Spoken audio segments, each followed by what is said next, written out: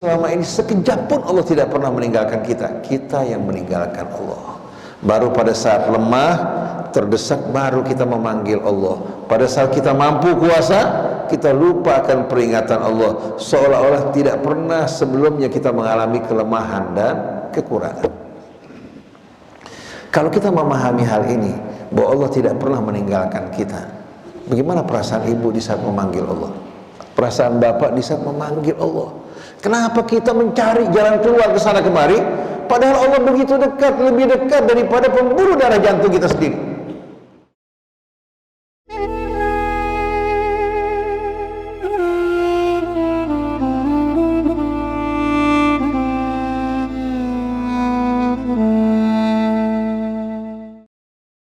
A'udzu billahi minasyaitonir rajim. Bismillahirrahmanirrahim. Alhamdulillahi rabbil alamin. Hamdan katsiran tayyiban mubarakan fih kama yuhibbu rabbuna wa yarda.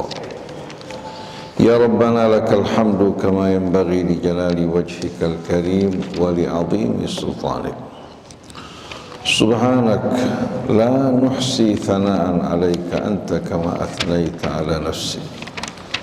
Falakal hamdu hatta tarda, walakal hamdu idza radit, walakal hamdu ba'da ridha. Allahumma salli ala Muhammadin wa ali Muhammad. Assalamu alayka ya Rasulullah. Assalamu alayka ayyuhan nabiyyu wa rahmatullah wa barakatuh. Assalamu alayna wa ala ibadillahis salihin. Wassalamualaikum jami'an warahmatullahi wabarakatuh.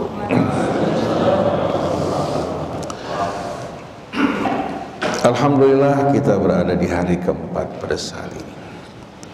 Artinya masih di hari-hari muda dari bulan Ramadan. Mudah-mudahan 4 hari yang berlalu tidak sia-sia. InsyaAllah mudah-mudahan seterusnya hingga akhir Ramadan Allah membimbing kita untuk dapat menyempurnakan Ramadan di bulan ini, menjaga diri kita dari apa-apa yang diharapkan Allah, mengkhusyukkan hati kita untuk banyak-banyak betul-betul mengisi dengan amalan-amalan soleh yang diridhai. Di samping sholat, membaca Al-Quran, bersedekah dan berinfak, yang semua kebaikannya kembali kepada kita semua. Dan yang kita lakukan semua di bawah bimbingan dan tuntunan kitab sucinya yang langsung diturunkan oleh Allah demi membimbing para khalifahnya di muka bumi untuk dapat berjalan di atas jalan yang lurus, dijaga, dilindungi dari tipu daya syaitan, karena hanya Allah yang kuasa untuk melindungi kita semua.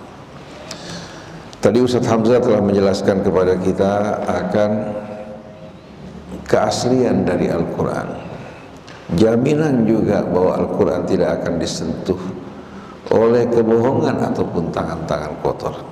Bagaimana tidak? Quran merupakan hujjah Allah. Hujjah Allah, argumentasi Allah yang kelak akan dijadikan sebagai landasan untuk menghisab manusia. Sebagaimana firman Allah dalam surat Al-Mu'minun, wal waznu yawma idinil haq. Timbangan di hari akhir nanti adalah al-haq. Tidak ada sama sekali kebohongan, tidak ada sama sekali diskriminasi. Hak orang tidak akan ditambah, dikurangi, bahkan akan ditambahkan kebaikannya oleh Allah. Nah, timbangan di hari akhir adalah al-haq. Faman thaqulat mawazinuhu faulaika humul muflihun. Siapa yang amal-amalnya penuh dengan kebaikan dan membuat timbangan amal mereka berat, maka mereka orang yang sukses beruntung. Wa man khaffat mawazinuhu, sedangkan orang-orang yang ringan timbangannya, faulaika alladzina khasiru anfusahum bima kanu bi ayatina yajhadun. Adapun orang-orang yang timbangan amal mereka ringan, maka mereka adalah orang yang kehilangan segala-galanya. Kehilangan bukan hanya harta yang mereka kumpulkan di dunia, tapi kehilangan seluruh harapan mereka dan hidup mereka.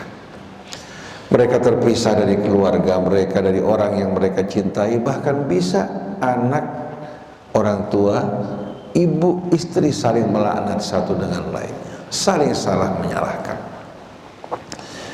Kenapa mereka mengalami kerugian? Karena mereka ingkar terhadap ayat-ayat Allah. Bima kanu bi ayatina yadhlimun, karena mereka menzalimi diri mereka dengan meninggalkan ayat Allah. Jadi sebagaimana Quran sebagai pedoman hidup kita, dia akan menjadi timbangan di hari kemudian nanti yang menjadi ukuran benar salahnya amal kita, sesuai dan tidak sesuai.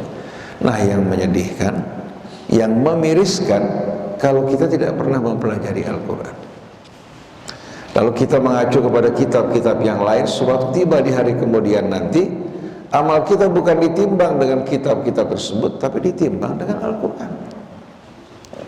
Kira-kira yang dirasakan kecewa, apakah kebahagiaan? Nah, sebagaimana tadi Ustaz Hamzah jelaskan, bahwa untuk menjaga hujjah Allah, argumentasi Allah tidak mengalami perubahan, Allah terangkan pada kita bahwa Quran bukan hanya dijaga, dipelihara pada masa hidup Rasul atau setelah wafat Rasul, bahkan ketika berada di lauh mahfuz. Kata mahfuz apa? Dijaga. Bal huwa Qur'anun majid fi lauhin mahfuz. Dia Quran yang amat agung. Bagaimana tidak agung? Yang menurunkan yang maha agung. Fi lauhin mahfuz, dalam lauh ya, yang terjaga, terpelihara. Ini dalam surat Al-Buruj, dalam surat Al-Waqi'ah, fala uqsimu bima waqi'in nujum. Aku benar-benar bersumpah dengan posisi dari setiap bintang pada galaksinya. Wa innahu laqasamun law ta'lamuna 'azim. Dan ini benar-benar sumpah yang amat dahsyat bila kalian memahami maknanya. Allah bersumpah dengan posisi dari setiap bintang yang mengorbit, mengitari pusat galaksinya, termasuk matahari kita. Kemudian matahari dikelilingi oleh planet-planet yang mengelilinginya, sedangkan planet dikelilingi oleh bulan sebagai satelit yang mengitarinya. Matahari bersama seluruh planet, bersama seluruh satelitnya, dia mengorbit di sekitar matahari. Coba bayangkan, coba kita melihat diri kita besar, bumi ini besar, atau yang kita miliki besar, padahal dia kecil. Ternyata planet-planet bersama bulan yang beredar pada setiap planet, bahkan ada yang mengatakan ada yang memiliki 2 bulan, dia mengitari pusat galaksinya sambil bertasbih kepada Allah Subhanahu wa ta'ala. Yang mengherankan, manusia, makhluk yang kerdil dan kecil, yang mendapatkan kemuliaan dari Allah, bersikap angkuh sombong di hadapan Allah Subhanahu wa ta'ala. Jadi aku benar-benar bersumpah dengan posisi dari setiap bintang, dan ini merupakan sumpah yang amat dahsyat bila kalian memahaminya. Ilmu manusia bertambah, semakin menyaksikan kebesaran tiada tara. Semenjak teleskop Hubble ditempatkan pada posisinya, manusia menyingkap berbagai macam hal yang dulu mereka tidak ketahui. Sekarang pada jarak yang lebih jauh, kurang lebih 1,5 juta kilometer dari bumi, diletakkan teleskop yang bernama James Webb. Hasilnya sudah banyak yang keluar, hadirin sekalian. Yang dulu kurang jelas, sekarang semakin jelas. Begitu pula mereka menemukan black hole pada masa lalu, sekarang mereka menyaksikan lebih nyata lagi. Ternyata seperti yang Allah bilang, bertambah ilmu pengetahuan, semakin menyingkap kebenaran Allah. Sanurihim ayatina fil afaq wa fi anfusihim hatta yatabayyana lahumul haq. Hatta yatabayyana lahum annahu. Kami akan mempertunjukkan di seluruh cakrawala kehidupan, di alam astronominya, begitu pula hadirin sekalian, dalam kehidupan tumbuh-tumbuhannya, hewannya, termasuk dalam diri kita, ayat-ayat kebesaran kami hingga nampak bagi mereka kebenaran yang sejati dari Allah Subhanahu wa ta'ala. Jadi Al-Quran ini bukan hanya kitab suci yang diturunkan Allah Subhanahu wa ta'ala dan kita diminta secara doktrin untuk menerimanya, tapi Al-Quran justru kitab yang menerangi akal kita, yang membimbing ilmu pengetahuan, yang mengeluarkan manusia dari mitos dan khurafat hingga agama mereka atas dasar kebenaran. Jadi fala uqsimu bimawaqi'in nujum wa innahu laqasamun law ta'lamuna 'azim. Lalu Allah Subhanahu wa taala menerangkan innahu laqur'anun karim, untuk menjelaskan kepada kita melalui sumpah ini bahwa kitab suci Al-Quran merupakan bacaan yang amat mulia. Fi kitabim maknun, dalam kitab yang terjaga, terpelihara. La yamassuhu illal mutahharun. Tidak ada seorang pun yang dapat mendekati Al-Quran kecuali mereka-mereka yang disucikan oleh Allah. Di Lauh Mahfuz kita nggak berada di sana, malaikat yang menjaganya. Waktu diturunkan oleh Allah, Jibril yang mengawal bersama malaikat lain diantarkan kepada Rasulullah. Rasulullah menerimanya, Rasul pun dijaga, dikawal oleh para malaikat sebagaimana pada suratul Jin, hingga dia dapat menyampaikan wahyu Allah dalam keadaan terjaga, terpelihara. Baik pada masa hidup Rasul maupun setelah wafatnya Rasul, Quran pun dijaga oleh Allah Subhanahu wa ta'ala. Baik melalui tulisan ayat-ayat kitab yang dikumpulkan oleh Rasul yang sampai kepada kita, maupun melalui para penghafal yang menghafal Al-Quran. Jadi melalui dua cara. Pertama melalui apa? Talqin hafalannya yang dihafal oleh para qurra, dari mulai tulisan sampai membacanya, bahkan penjelasannya Allah akan turun tangan. Setiap masa, setiap perkembangan Allah akan kirimkan orang-orang yang mendapatkan ilham dari Allah untuk menerangkan maksud dari ayat-ayat Al-Quran. Jadi makna Al-Quran terus berkembang sesuai dengan pertumbuhan ilmu pengetahuan. Seperti berkaitan dengan black hole. Berkaitan dengan black hole hari ini sekarang merupakan penemuan yang baru. Ternyata ada ayat-ayat Quran yang dulu tidak dapat difahami, sekarang ternyata menjadi penjelasan melalui penemuan ilmu pengetahuan. Allah berfirman, fala uqsimu bil khunnasil jawaril kunnas. Aku bersumpah demi apa? Bintang-bintang yang bersembunyi, eksistensi yang bersembunyi. Al-khunnas yang bersembunyi, al-jawari yang berjalan dengan cepat, mempunyai tingkat gravitasi yang amat tinggi, al-kunnas yang menyapu. Karena peran dari black hole sebagaimana kita tahu ada tiga karakter. Pertama tersembunyi, yang kedua berjalan dengan cepat dan memiliki gravitasi yang amat tinggi, yang ketiga menyapu. Limbah-limbah hari sekalian di alam raya ini, termasuk bintang-bintang yang mati pun tersedot masuk ke dalam black hole. Ada lagi hari sekalian penemuan dan pendapat yang lain bahwa black hole ini merupakan lorong waktu yang bisa memindahkan manusia dari alam nyata menuju ke alam gaib, kemudian tiba di Sidratil Muntaha. Tapi paling tidak penemuan-penemuan ini ternyata membuka mata manusia. Jadi bahwa Al-Quran merupakan kitab yang amat agung yang diturunkan dari sisi Allah yang terpelihara. Dari mulai di Lauh Mahfuz, kemudian ketika diturunkan, langit dijaga hingga jin tidak dapat menguping sebagaimana dalam suratul Jin. Kemudian diantarkan kepada Rasul, duta yang mulia, menerima duta juga yang mulia dari malaikat membawa pesan dari Allah. Rasulullah SAW menyampaikan dikawal oleh para malaikat, sedangkan kitabnya setelah wafatnya juga dijaga, dipelihara Allah dengan firman-Nya, la ya'tihil batilu min baini yadayhi wala min khalfi tanzilum min hakimin hamid. Tidak akan pernah sama sekali kebatilan melekat pada kitab tersebut, baik pada Rasulullah hidup ya, atau sebelum diturunkan, pada masa Rasulullah hidup, setelah Rasulullah wafat, akan selalu dalam keadaan terjaga dan terpelihara. Karena kalau kitab ini hilang, manusia bisa beralasan, ya Allah, kami tidak sama sekali mendapatkan petunjuk. Bagaimana engkau akan salahkan kami? Oleh karena itu keberadaan kesucian kitab tidak diragukan sedikit pun. Nah, ini berdasarkan hadirin sekalian turunnya Al-Quran juga kembali hadirin sekalian kepada apa? Kepada bukti-bukti pertemuan dalam Al-Quran. Nah, pada kali ini kita ingin melakukan pengenalan melalui yang menurunkan Al-Quran, itu Allah. Karena kalau kita tahu siapa yang menurunkan Al-Quran, bagaimana kebesaran keagungannya, beda dengan kita tidak mengetahuinya. Kita tahu bahwa buku ini ditulis oleh seorang profesor yang berilmu, yang berpendidikan, yang betul-betul amat mendalami bidangnya, beda dengan tulisan orang awam. Betul hari sekalian. Nah, bersama-sama kita akan baca pembukaan beberapa surah Al-Quran. Saya nggak bakal baca semuanya.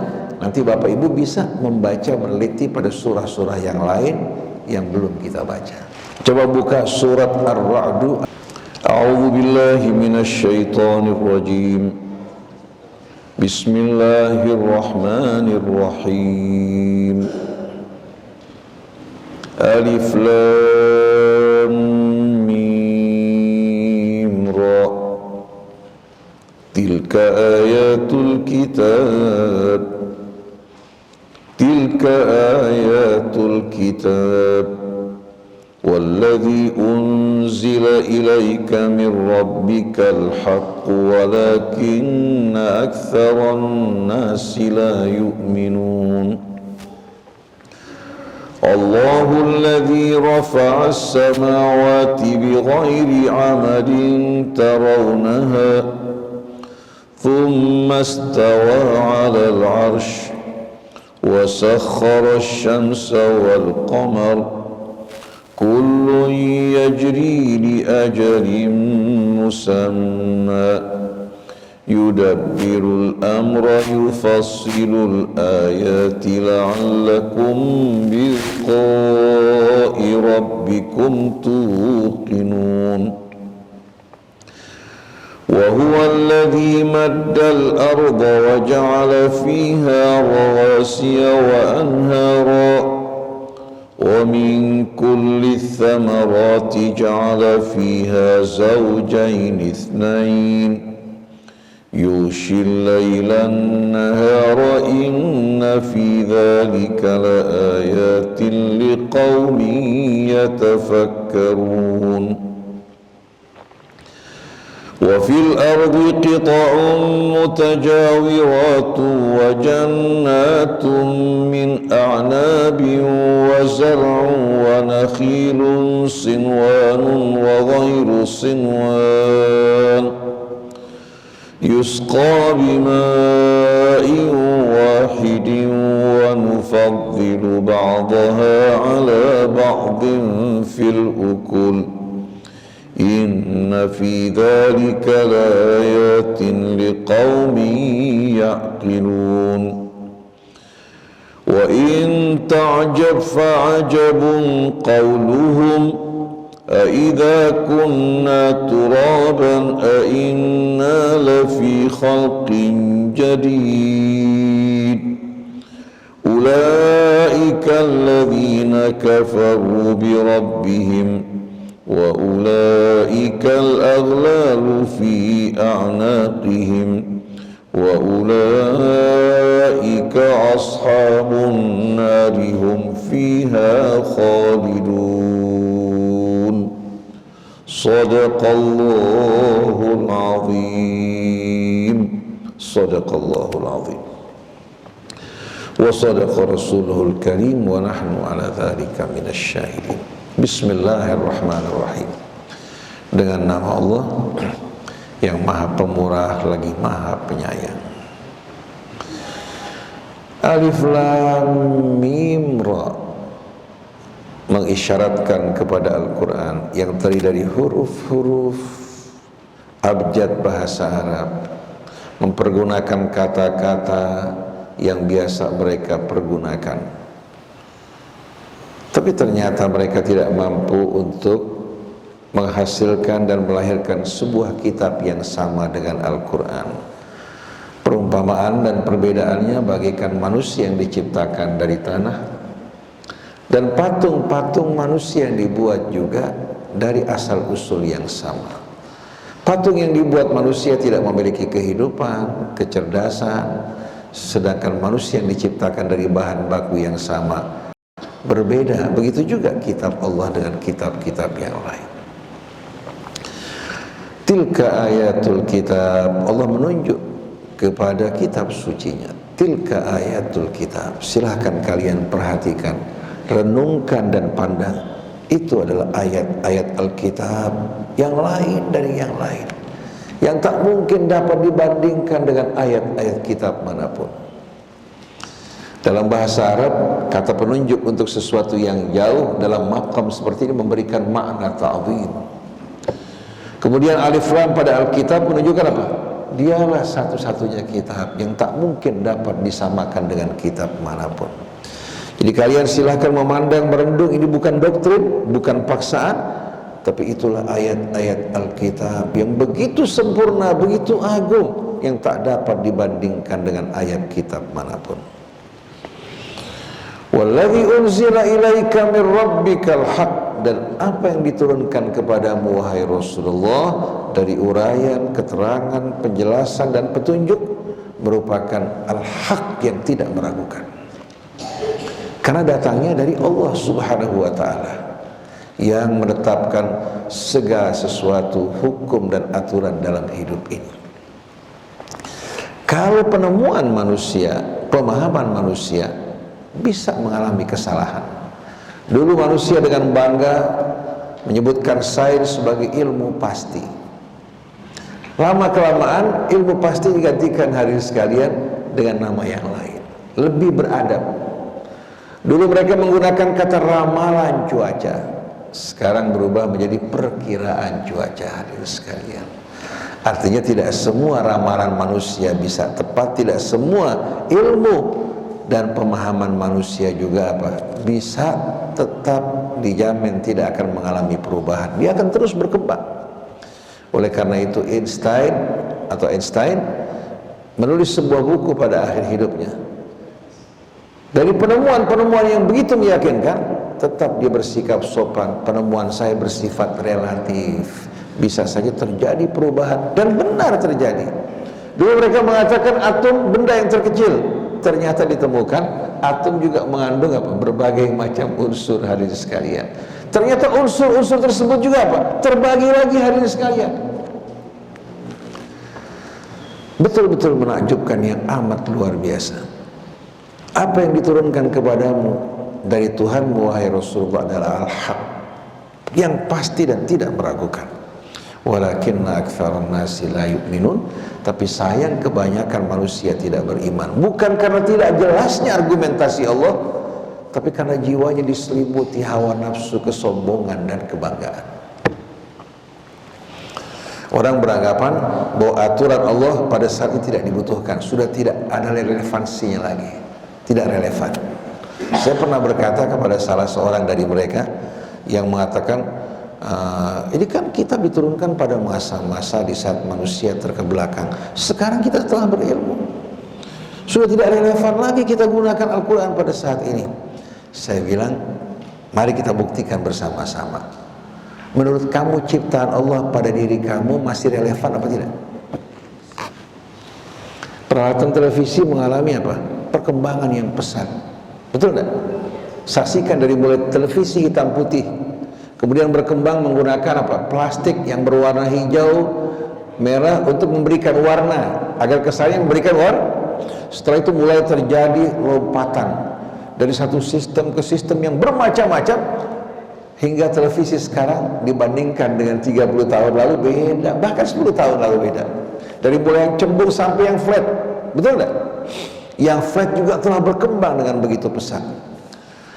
Dulu kita mencuci pakaian dengan menggilas pakaian, sekarang menggunakan mesin cuci. Pertama-tama tidak langsung kering, sekarang langsung kering, bahkan banyak yang lebih canggih lagi. Tapi manusianya mengalami pembaharuan apa tidak? Umpamanya syaraf-syarafnya diganti dengan sesuatu yang lebih canggih. Kira-kira ada nggak orang yang merasa dirinya paling pintar, paling sempurna, yang mau menerima kalau dikatakan kelihatannya tubuh kamu sudah tidak relevan lagi? Bagaimana kalau seandainya otak kamu kita ganti dengan agar-agar? yang lebih canggih pokoknya. Mata kamu diganti, posisi juga nggak tepat, dua di sini, satu di sini, satu di belakang. Gimana? Ada nggak yang mau? Kalau kamu meragukan kitab Allah yang datang dari Allah, kamu juga meragukan kebijaksanaan Allah pada diri kamu.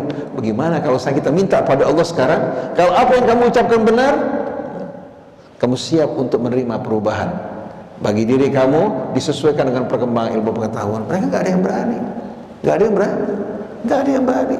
Dan mereka menyadari pengetahuan berkembang, dan kita saksikan bagaimana perkembangan dalam penemuan manusia. Ternyata manusia tetap di atas semua itu.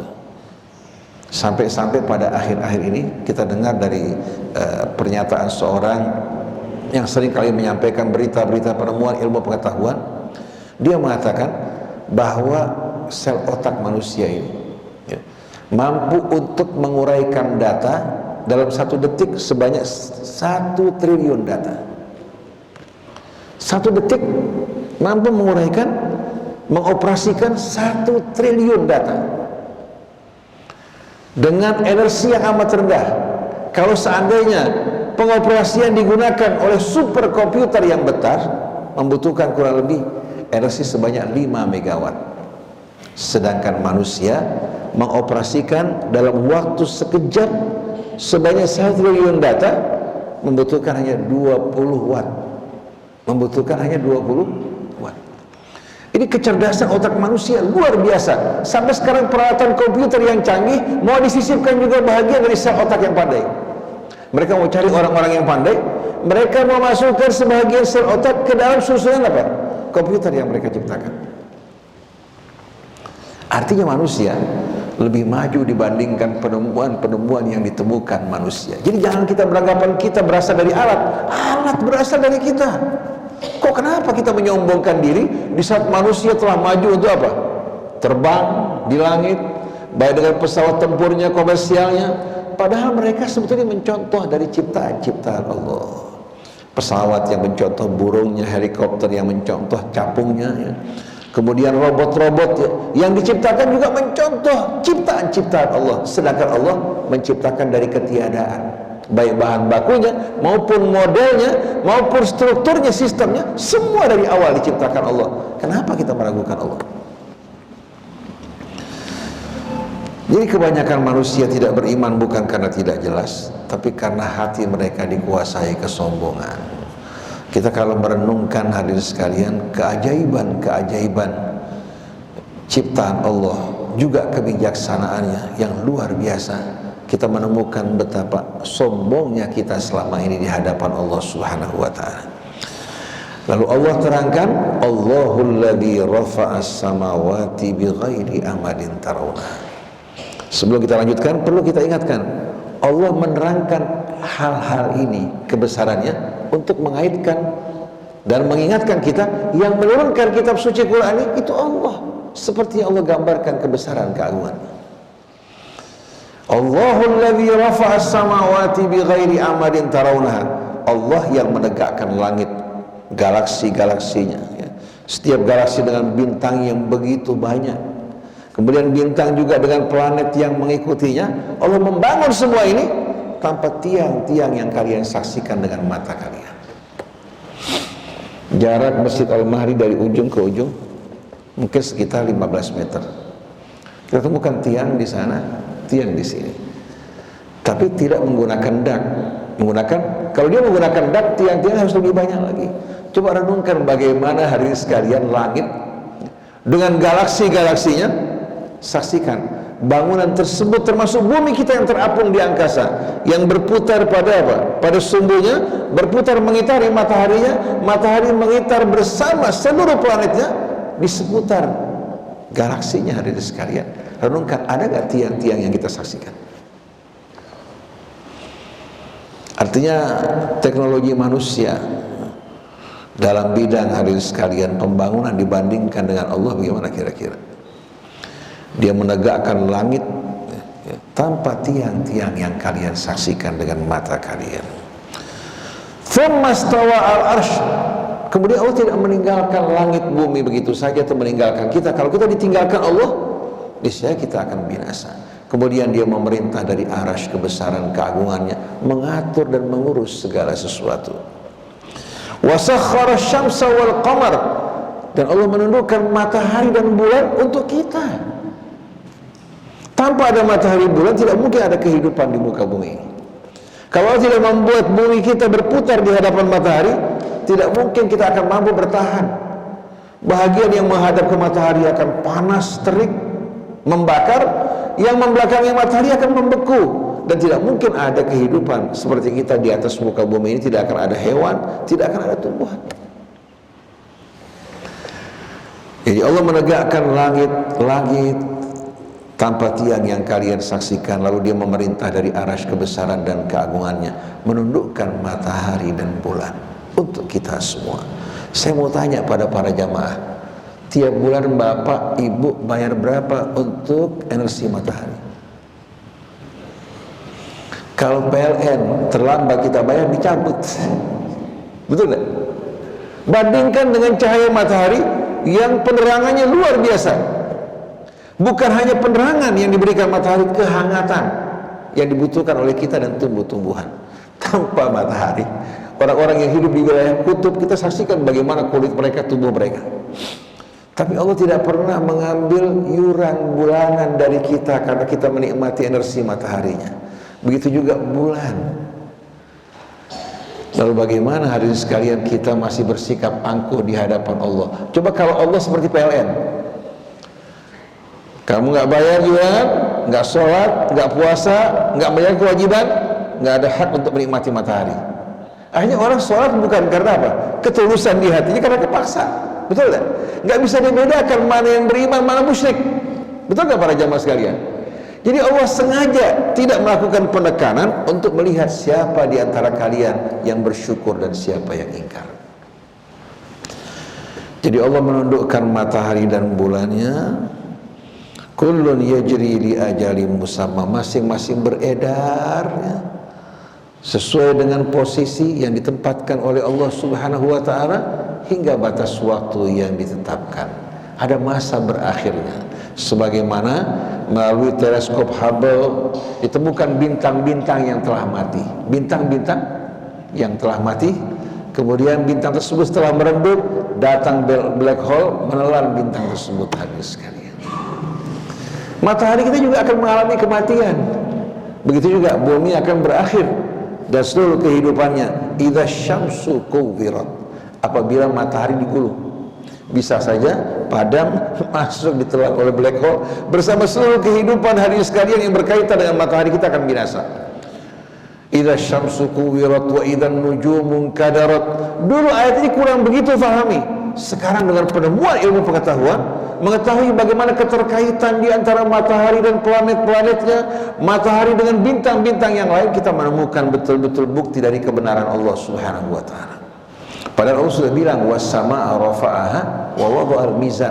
Langit ditegakkan oleh Allah, Allah meletakkan mizan yang menjaga keseimbangan seluruh benda-benda yang terdapat di langit. Termasuk hadirin sekalian, sistem pada tubuh kita penuh dengan keseimbangan. Kira-kira berapa jumlah darah putih pada tubuh manusia, darah merahnya ya. Kemudian sampai hadirin sekalian jumlah leukositnya di saat lebih atau turun, ini menunjukkan gejala-gejala yang tidak sehat. Trombosit juga demikian. Dan tolak ukur ini bukan hanya berlaku untuk satu orang, untuk semua manusia baik di negeri kita maupun di negara yang lain. Tolak ukur fungsi hati yang sehat, SGPT, SGOT, gamma GT, ada tolak ukurnya. Lebih tidak sehat, kurang juga tidak sehat. Dokter mengetahui melalui tanda-tanda ini bahwa orang tersebut terkena jenis penyakit apa. Jadi kita lihat bagaimana Allah Subhanahu wa taala mempertunjukkan ayat-ayat kebesaran dan keagungannya. Setelah itu Allah lanjutkan, masing-masing beredar pada posisi yang ditempatkan Allah Subhanahu wa taala hingga batas waktu yang ditetapkan oleh Allah. Yudabbirul amra yufassilul ayat. Allah mengatur berbagai macam urusan dan juga menerangkan, menguraikan ayat-ayatnya. Jadi Allah duduk di atas arasy-Nya, maksudnya memerintah bukan tanpa pekerjaan. Allah mengatur segala sesuatu dan Allah tidak pernah meninggalkan kita walaupun sekejap mata. Kalau Allah tinggalkan kita, jantung kita berhenti. hati kita berhenti, ginjal kita tidak akan bekerja, begitu pula pencernaan kita. Jadi sebetulnya selama ini sekejap pun Allah tidak pernah meninggalkan kita. Kita yang meninggalkan Allah. Baru pada saat lemah, terdesak, baru kita memanggil Allah. Pada saat kita mampu kuasa, kita lupa akan peringatan Allah, seolah-olah tidak pernah sebelumnya kita mengalami kelemahan dan kekurangan. Kalau kita memahami hal ini, bahwa Allah tidak pernah meninggalkan kita, bagaimana perasaan ibu di saat memanggil Allah? Perasaan bapak di saat memanggil Allah? Kenapa kita mencari jalan keluar ke sana kemari, padahal Allah begitu dekat, lebih dekat daripada pembuluh darah jantung kita sendiri? Ini menggambarkan manusia mencari-cari kaca matanya padahal di kepala. Mana kacamata saya? Ada ibu-ibu bolak-balik dari depan ke belakang kamar. Apa yang kamu cari? Mana tas saya? Di tangannya, lupa. Banyak gak begitu sekalian? Begitu juga kita. Kita memiliki betul-betul Tuhan yang maha pengasih, maha penyayang, yang maha melihat, maha mendengar, dan dekat. Gak perlu datang ke pejabat, datang ke pengusaha, datang kepada oligarki kita merendah. Kita datang kepada Allah dengan hati yang tulus dan penuh kesadaran. Allah akan sambut kedatangan kita. Labbaika ya abdi, labbaika wa sa'daik. Pendosa mengatakan, saya malu datang kepada Allah. Kalau kamu datang kepada Allah malu dengan dosamu, Allah akan sambut kamu dengan lebih baik kalau kamu bertobat pada Allah. Sedangkan yang datang kepada Allah dengan kebanggaan, dengan amal dan ilmunya, gak ada harganya di mata Allah. Siapa yang memberikan kamu semua ini kalau bukan Allah? Tapi yang datang dengan rasa malu, menyesal, memohon ampun, Allah akan sambut dengan rahmatnya. Allah subhanahu wa ta'ala senang melihat hambanya yang bertobat kembali pada Allah. Yudabbirul amra yufassirul ayati la'allakum biliqa'i rabbikum tuqinun. Allah mengatur berbagai macam urusan, kemudian menjelaskan ayat-ayatnya secara terperinci, baik di langit maupun di bumi, termasuk dalam diri kita. Penemuan manusia dari waktu ke waktu membuka mata kita. Apa tujuan Allah? La'allakum biliqa'i rabbikum tuqinun, agar kalian benar-benar yakin bahwa kalian akan berjumpa dengan Allah subhanahu wa ta'ala. Nah, pada saat kalian berjumpa dengan Allah, apa yang kalian ucapkan di hadapan Allah atas masa-masa ujian yang Allah berikan? Lalu apa yang kalian akan bawa ke hadapannya? Setelah itu, wa huwal ladzi maddal arda wa ja'ala fiha rawasiya wa anhara. Dan dialah yang membentangkan bumi. Dia bulat, tapi karena bulatannya lebar, kita nggak merasa hari ini sekalian. Bumi ini bulat. Kalau tidak akan ada siang yang silih berganti. Karena bumi yang berputar di hadapan matahari pada sumbunya, terjadi perubahan siang dan malam. Tapi Allah dengan rahmatnya membuat sebahagian wilayah dataran yang terbentang. Ada pegunungan-pegunungan tinggi, ada dataran yang rendah, ya, tapi juga ada dataran yang datar yang bisa kita pergunakan untuk berdiam, mendiami rumah kita, untuk bertani dan lain sebagainya. Ini merupakan rahmat Allah bagi kita semua. Kalau bapak ibu naik pesawat, apalagi naik kereta api, kecepatannya 100 km per jam. Kita taruh gelas, goyang nggak? Goyang nggak ibu? Goyang. Kita naik pesawat, kita letakkan gelas, goyang nggak? Goyang, terasa. Tapi bumi kita ini kecepatannya luar biasa, berputar pada subuhnya. Belum lagi mengitari mataharinya. Kita alhamdulillah nggak merasakan getaran. Kalau ada getaran, hati kita nyaman nggak? Ada goyang sedikit aja, kepala langsung pusing. Hati penuh ketakutan. Rumah juga runtuh hanya dengan gempa 7,5 skala Richter meruntuhkan Cianjur. Kita nggak merasa kita ini sebetulnya di pesawat yang besar, yang melakukan rotasi pada sumbunya, kemudian mengitari matahari dengan kecepatan yang amat tinggi. Bukan 100 km lagi kecepatannya. Per detik berapa? 1.750 km per detik. 1.700 km per detik. Berarti per menit berapa coba? Antum bisa bayangkan coba. Ini merupakan keajaiban yang luar biasa. Dan kita nggak merasakan sama sekali apa? Getaran. Allah bilang wa taral jibala hamidatan wa hiya tamurru marras sahab. Kamu saksikan gunung seperti berdiam kan?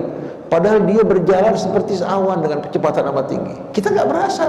Kenapa? Karena gerakan ini bukan searah. Bukan apa? Gerakan ini bukan apa? Bukan hanya satu yang bergerak, lain nggak bergerak. Kalau kita di stasiun kereta api satu berdiam, yang satu jalan. Berasa nggak? Kita berasa bukan hanya dia, kita juga jalan. Tapi kalau dua-duanya jalan dengan kecepatan yang sama, di landasan yang sama, tidak ada perubahan, kiri kanan tidak ada tanda-tanda yang lain, ini dua jalan kecepatannya sama, seolah-olah mereka nggak berjalan. Betul tidak? Pesawat juga di udara dengan kecepatan yang sama, satu mengisi bahan bakar ya, untuk yang lain. Di saat dia menoleh ke kanan, ditemui pesawat nggak bergerak. Begitu juga di sebelahnya, padahal dia bergerak dengan kecepatan tinggi. Begitu juga dari mulai atom yang kecil, elektron berputar mengitari apa? Inti atomnya. Semua ini bergerak tanpa kita sadari, hingga kita tidak merasakan getaran sama sekali. Rahmat Allah Subhanahu wa ta'ala yang tak terhingga. Allah yang menjaga agar kediaman kita dalam keadaan baik. Kalau bukan itu, apa yang bakal terjadi? Bahkan kita saksikan di Palu sampai apa? Sampai bangunan-bangunan sama pohon-pohon pindah. Belum pernah terjadi, kita lihat. Pindah dari tempat ke tempat yang lain, yang tadinya gudang-gudang bisa ditumbuhi oleh pohon-pohon kelapa dalam keadaan hidup. Maha suci Allah Subhanahu wa ta'ala. Dia membentangkan bumi dan meletakkan di atas permukaannya gunung-gunung, wa anhara, dan sungai-sungai. Allah hubungkan sungai dengan gunung, turun di tempat-tempat yang tinggi tanpa kita menggunakan alat-alat besar. Air mengalir menuju ke daerah-daerah yang rendah untuk membuat wilayah yang disirami oleh air banyak. Allah buat meliuk-liuk. Coba kalau lurus seperti Kalimalang, daerah yang disirami sedikit kan, dan kecepatan air juga tinggi. Tapi dengan meliuk-liuk kayak Ciliwung, kecepatan air berkurang, juga wilayah yang disirami oleh air banyak. Ini merupakan rahmat Allah Subhanahu wa ta'ala. Sedangkan gunungnya berfungsi untuk menjaga keseimbangan bumi kita. Pada saat dia berputar tidak menimbulkan guncangan. Ustaz Hamzah pernah memberikan perumpamaan ban kalau tidak balance. Untuk membuat balance bagaimana? Diletakkan timah, setelah diukur kecepatannya ya, ada yang masih goyang berapa mili, diletakkan timah di bagian peleknya, diputar lagi, mulai stabil hadirin sekalian, baru dilepaskan. Kalau tidak, mobil jalan lenggak-lenggok hadirin sekalian. Pada saat berjalan kelihatan dari belakang itu mobil tidak stabil. Nah, gunung, Allah mengatakan wa alqa fil ardi rawasiya an tamida bikum. Allah tancapkan gunung-gunung di bumi agar tidak guncang bersama kalian. Karena bumi ada daratan, ada pegunungan, ada juga lautan. Antum bayangkan coba, kalau kapal besar di dalamnya terdapat air, dia berjalan gimana? Oleh karena itu, kapal-kapal tanker yang mengangkut gas cair sebelum diangkut dibekukan dulu. Dibekukan supaya kapal apa? Kan kalau cair kan mau nggak mau apa? Mereka bekukan dulu, setelah dibekukan baru mereka angkut. Nah, bayangkan coba, 2/3 bumi kita lautan, ada samudranya yang kedalaman yang tak terhingga. Kemudian Allah jaga keseimbangannya dengan gunung-gunung di apa? Di atas daratan untuk menjaga keseimbangannya. Kemudian setelah itu Allah lanjutkan, wa min kulli thamarat ja'ala fiha zawjayn itsnain. Dari berbagai macam pohon dan buah-buahan Allah ciptakan berpasang-pasangan. Kita saksikan bagaimana hadirin sekalian perkawinan yang terjadi dengan tumbuhnya ilmu pengetahuan, baik melalui angin yang mengawinkan antara apa? Tepung sari dengan apa? Dengan putik-putiknya dikali. Kemudian kita saksikan bagaimana melalui angin, ada yang melalui kupu-kupu, melalui berbagai macam serangga terjadi perkawinan. Kupu-kupu mendapatkan apa yang dibutuhkan dari nektar dengan perpindahan dia dari apa? Satu bunga ke bunga, melahirkan perkawinan. Dan ternyata bukan hanya bunga, sampai kepada awan yang bermuatan positif dan negatif dikawinkan oleh angin. Keluar percikan-percikan api, kemudian tidak lama kemudian keluar air dengan rahmat Allah Subhanahu wa ta'ala. Makanya Allah bilang arsal riyah lawaqihah, arsalna riyah lawaqihah, kami kirimkan angin untuk mengawinkan di antara apa? Muatan-muatan awan yang positif dan negatif. Nah, di sini Allah jadikan buah-buahan juga berpasang-pasangan, kalau tidak nggak kembang-kembang. Nggak mungkin Bapak, Ibu semua akan mendapatkan buah-buahan yang terus berkembang dengan pesat kalau tidak ciptakan berpasang-pasangan. Allah Subhanahu wa ta'ala jadikan buah-buahan berpasang-pasangan. Yushil lailan nahar, Allah menyelimuti siang. Yushil lailan nahar, Allah Subhanahu wa ta'ala menyelimuti siang dengan malam hari. Kemudian yushil lailan nahara inna fi dzalika laayatin liqaumin yatafakkarun. Pada semua itu terdapat ayat-ayat bagi yang mau merenung. Coba kalau seandainya dibiarkan siang secara terus-menerus, gimana jadinya?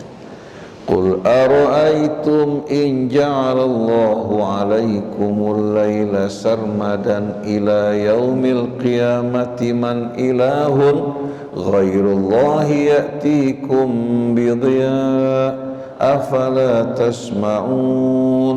Katakan, kalau Allah jadikan seluruh waktu kalian malam dan gelap gulita, siapa yang akan menghadirkan siang bagi kalian? Apa kalian tidak mendengar?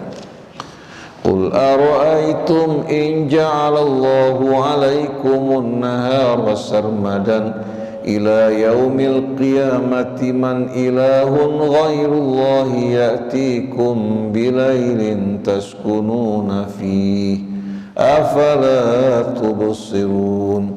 Katakan, apabila Allah jadikan sepanjang waktu kalian siang terang benderang, siapa yang akan menghadirkan malam bagi kalian untuk kalian beristirahat? Apa kalian tidak melihat? Wa min rahmatihi ja'ala lakumul laila wan nahara litaskunu fihi wa litabtaghu min fadlihi wa la'allakum tashkurun. Dari rahmat Allah, Allah jadikan malam dan siang silih berganti supaya kalian beristirahat di malam hari, berusaha bekerja di siang hari. Dan ini bukan hanya berlaku untuk manusia. Ayam begitu sore naik ke pohon, tapi ternyata manusia, perempuan-perempuannya malam keluyuran. Ayam naik ke pohon, perempuan keluyuran di tengah malam. Aneh ya? Ikan-ikan begitu datang malam hari turun ke bawah. Daun-daun pohon, kembang-kembang kuncup kan? Pagi hari mulai mekar kembali. Pernah kejadian satu ikan, orang punya akuarium, rupanya dia nggak matikan malam hari lampunya, dibikin terang. Dia pergi keluar, waktu dia pulang ikannya mati semuanya karena nggak bisa istirahat. Mesti kalau malam hari akuarium dimatikan lampunya, dibikin redup supaya bisa istirahat buat ikan.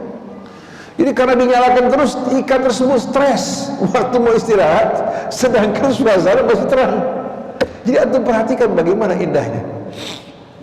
Dari rahmat Allah jadikan siang malam silih berganti, malamnya untuk beristirahat, siangnya untuk kita bekerja mencari keutamaan Allah. Sekarang dibalik, siang tidur, malam.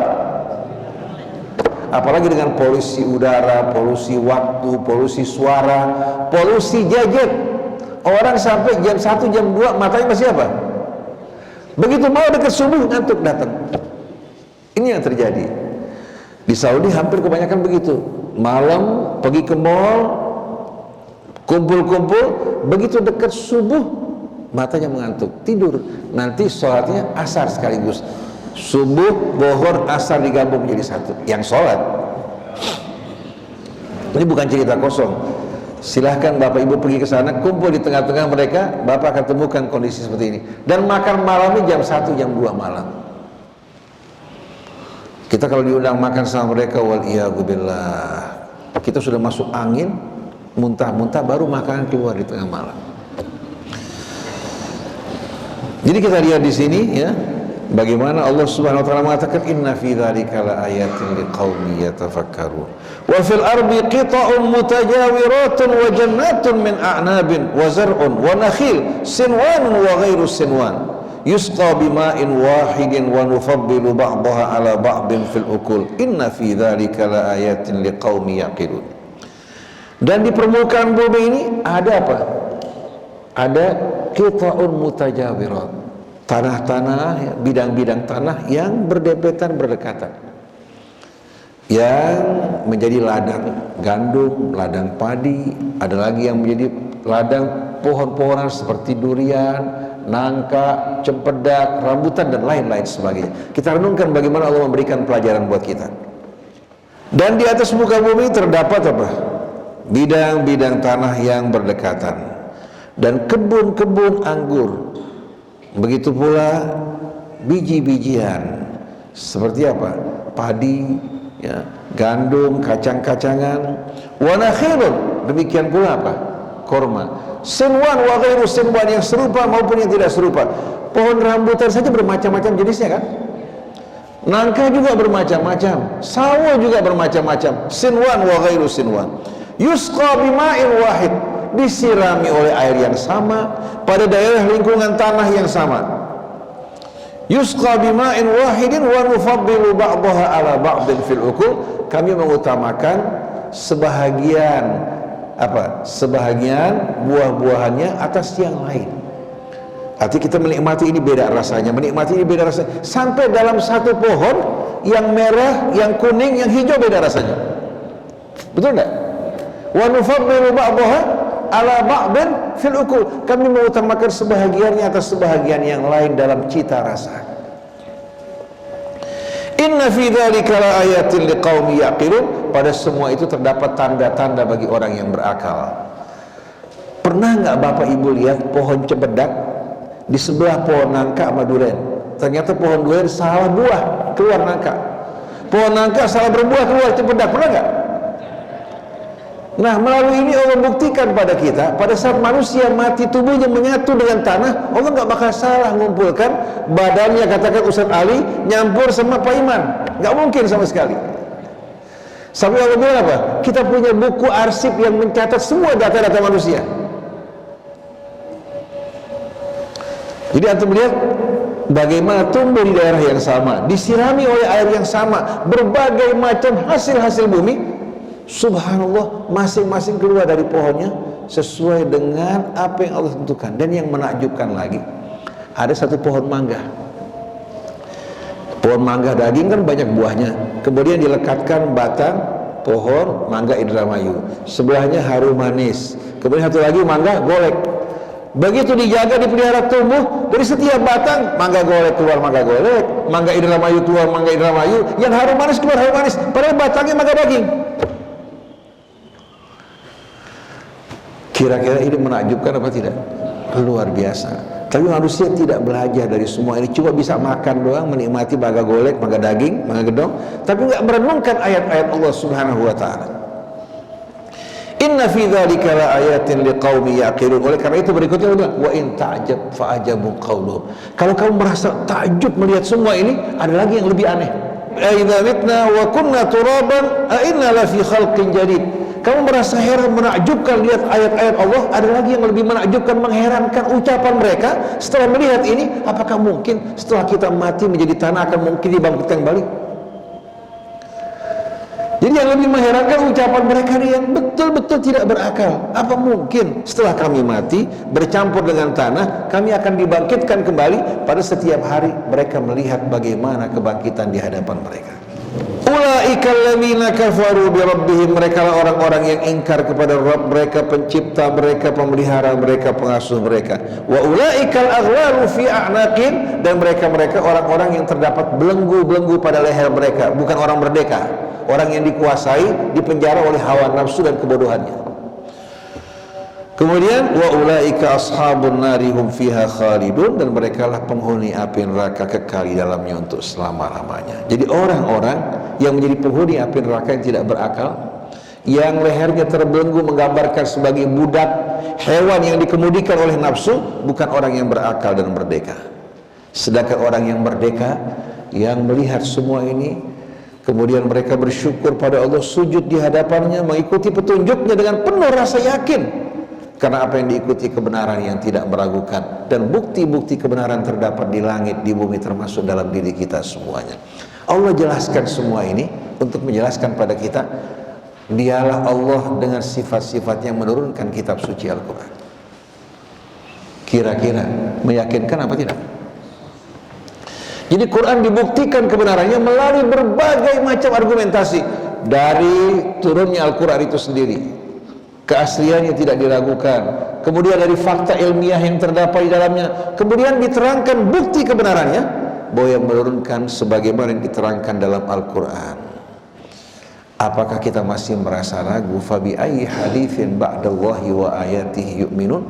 Dengan ucapan apa lagi setelah firman Allah dan ayat-ayatnya mereka akan beriman, kalau ini mereka tidak sama sekali meyakini.